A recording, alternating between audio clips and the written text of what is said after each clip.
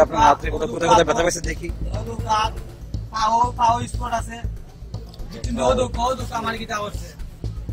এই যে দেখেন আঘাতের চিহ্ন, আঘাতের চিহ্ন। আর আপনার হাতের কোথায় ব্যথা পাইছেন? এই যে হাত দেখে হাত ফুলে গেছে এই অবস্থা। সুমন মিয়া এরা সব আইছে ছেলে লইয়া 5-6 জন আইয়া আমার স্বামীর মারতে হয়েছে।